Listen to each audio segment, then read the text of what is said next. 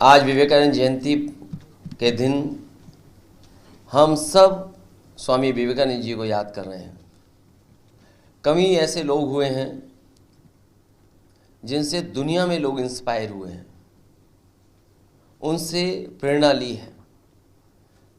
स्वामी जी ने अपने जीवन भर और इतनी कम उम्र में दुनिया में कोई ऐसा व्यक्ति नहीं रहा होगा जिसने इतना बड़ा संदेश दिया हो। समाज को सुधारने के लिए, समाज कैसे आगे बढ़े और अपने विचारों से लोगों का जीवन कैसे बेहतर हो, उसके लिए लगातार स्वामी विवेकानंद जी काम करते रहे। आदरणीय उदय प्रताप जी ने जिस तरीके से याद दिलाया कि स्वामी विवेकानंद जी की जो स्पीच थी शिकागो की, उसको हम सब याद करते हैं। उस घटना को सबसे महत्वपूर्ण माना जाता है और लेखक ही नहीं, लीडर्स, भारत के पॉलिटिकल लीडर्स, दुनिया के और जो थिंकर्स हैं, उन्होंने भी इस बात की अपने भाषणों में, अपने लेखों में जिक्र किया है।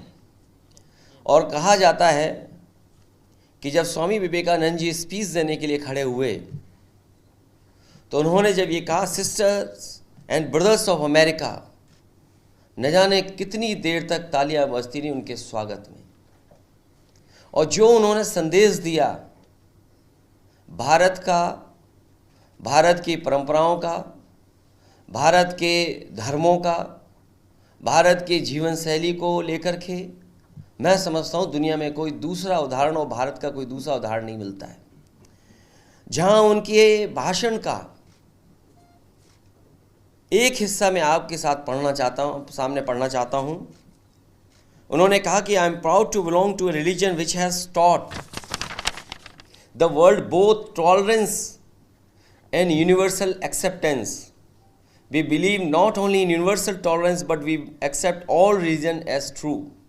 I am proud to belong to a nation which has sheltered the persecuted and the refugees of all religions and all nations of the earth.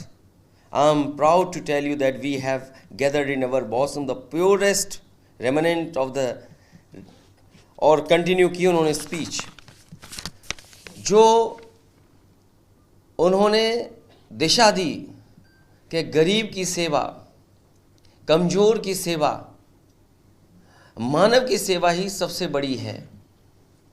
और आज के माहौल में जो भारतीय जनता पार्टी ने रास्ता अपनाया है वो समाज को बांटने का है, टॉलरेंस का रास्ता नहीं है। जो शिक्षा स्वामी विवेकानंद जी यूनिवर्सल एक्सेप्टेंस की, वो रास्ता भारतीय जनता पार्टी का नहीं है।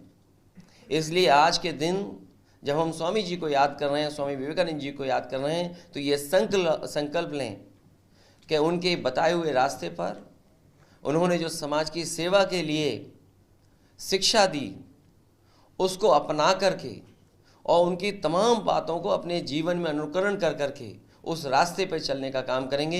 यही सच्ची श्रद्धांजलि उनको होगी। उस पर क्या कहेंगे? पत्रकार साथियों, ये वो लोग हैं जो अपनी नौकरी को लिए, जिन्हें नौकरी मिलनी थी, मिल चुकी थी, या कहीं घोटाला हुआ है, आरक्षण को लेकर वो छात्र, नौजवान, युवा बैठे हैं।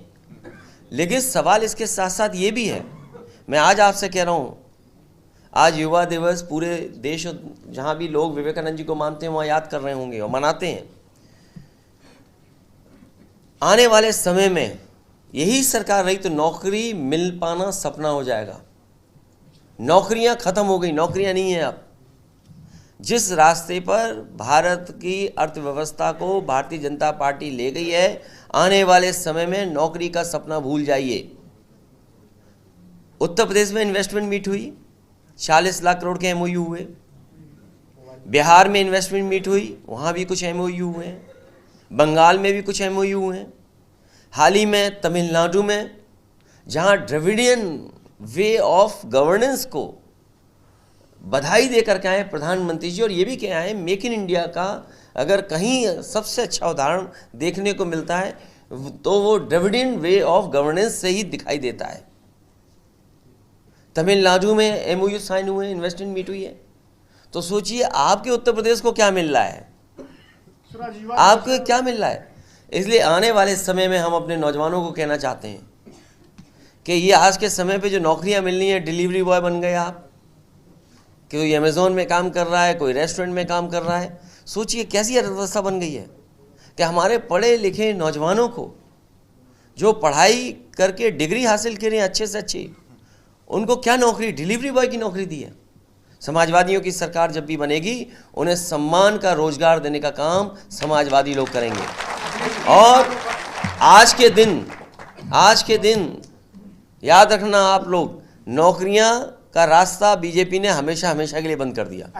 अखिलेश जी गारंटी की बात करते हैं आयुष्मान कार्ड के नाम पर। अभी कैंसर पीड़ितों की मदद की बात हो रही थी। तमाम बड़े हॉस्पिटल, पीजीआई, एम्स, वहां पर जब आयुष्मान कार्ड धारक जाते हैं तो उन्हें दवाएं मिलने में, यहाँ तक कि इलाज मिलने में भी दिक्कतें आ रही हैं। आयुष्मान में तो है ही घोटाला, वो सब सामने आया है। आधी अधूरी भी मदद करती है सरकार, पूरी मदद नहीं करती है। कैंसर इंस्टीट्यूट जिसको बन करके तैयार हो जाना चाहिए, गरीबों को फ्री इलाज मिलता। आज के समय के हिसाब से जो मशीनें होनी चाहिए, जिस तरह का आधुनिक इलाज होना चाहिए, इलाज के साथ साथ जो दवाई होनी चाहिए थी रिसर्च इंस्टीट्यूट में, वो भी इन्होंने आधी अधूरी छोड़ दी है। तो इस सरकार से कोई आप उम्मीद नहीं कर सकते। ये गारंटी उसी तरह की घंटी है जिस तरीके से आपको कोरोना में ताली और थाली बजवाई थी। ये गारंटी किसानों की आय की दोगुनी के लिए क्यों नहीं है? जब आपने ये कहा कि किसानों की आय दोगुनी होगी, तो आय दोगुनी के लिए गारंटी क्यों नहीं है?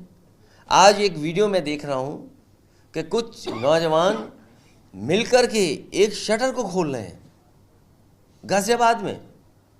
शटर को खोल लिया और आगे क्या हुआ होगा तो वो तो बाद की रिपोर्ट आएगी, उसमें पता लगेगा। लेकिन सुनने में आ रहा चोरी हो रही है। आजकल चोरी की छोटी छोटी घटनाएं इतनी हो रही जिसकी आप कल्पना नहीं कर सकते। तो जो लोग जो गारंटी दे रहे थे जीरो टॉलरेंस की, क्या कानून व्यवस्था जीरो हो गया इनकी?